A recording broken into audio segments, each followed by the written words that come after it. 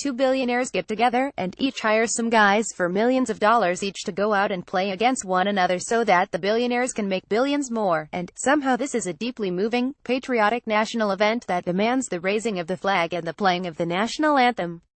What the hell is patriotic about two billionaires huckstering us to give them more money if they're merely opening for business for the day?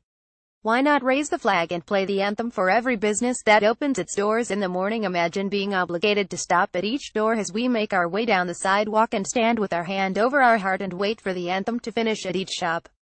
Same thing, why are we even playing our anthem for this? What is so honorable about sports business events like these? I don't care that it's a tradition. Traditional is not synonymous with proper. The raising of the flag and playing of the anthem should be reserved for truly patriotic events, not trivialized. As a veteran, I don't have a monopoly on patriotism. All who fight for freedoms and equality, whether as a soldier or through peaceful protest, are patriots.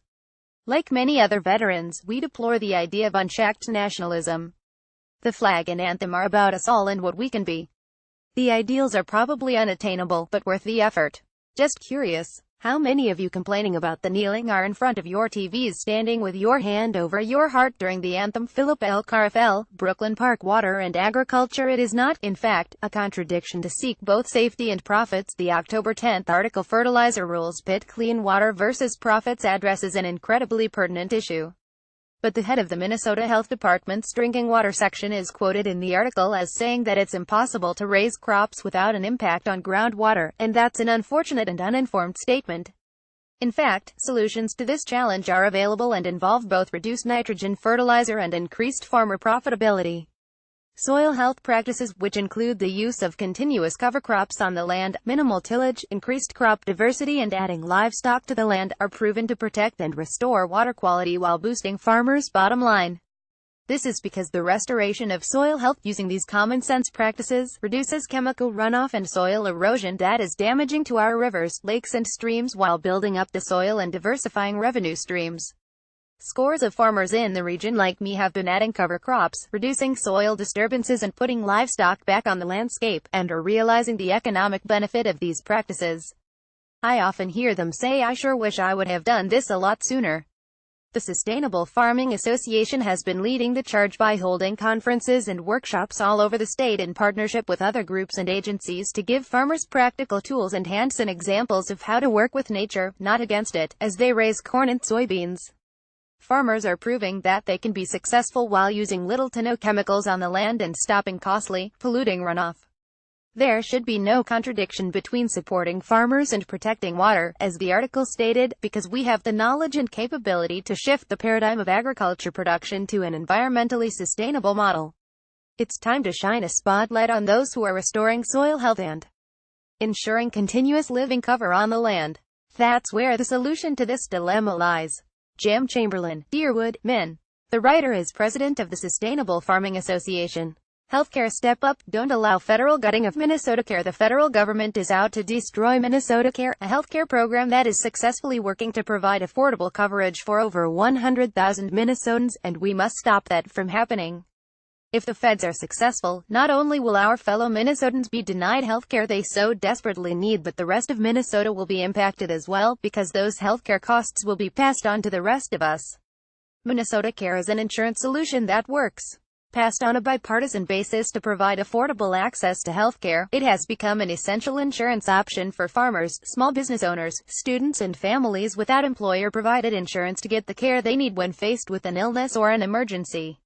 The legislature last session provided $542 million to lower insurance premiums in the private market for people at, or above 400% of the federal poverty level FPL. This funding is called a reinsurance pool. Because federal subsidies for people below 400% of FPL are based on rates in the private insurance market, Minnesota asked for a federal waiver to prevent the loss of federal funds. The federal government had encouraged states to create these reinsurance pools by promising they would not penalize states that did so. The state did not otherwise need a federal waiver to create a reinsurance pool, since it was funded completely with state tax dollars. But the federal government is now threatening to break its promise by eliminating nearly $400 million from the Minnesota Care formula. This is a significant reduction in funding and threatens to eliminate this insurance option for our neighbors, friends and fellow citizens. We write because we work together, Republicans and Democrats, to pass Minnesota Care. Now is not the time to break something that is working. We call all people from both parties to work together once again, because Minnesota Care works, and we, as Minnesotans, are obligated to do what we can to keep it that way. It is incumbent that all of us contact our state and federal legislators as well as our governor and let them know, do not kill Minnesota Care. It is a program that works for all Minnesotans. This letter was signed by former Minnesota Gov. Arn Carlson, former state Sens. Linda Berglund and Dwayne Benson, and former state rep. Lee Greenfield. War. Speaking of what we enable, here's another abdication piggybacking on an October 10th letter naming us as the enablers. We are the enablers also, along with the Congress, of the wars the country is both engaged in, or itself enabling. Think Yemen. Our distracted bystander position, and the dereliction of duty of the Congress, has meant the abdication of elected representatives' responsibility to be a check on unconstitutional executive actions. Ongoing war overshadows and has its dire effects throughout society and the environment.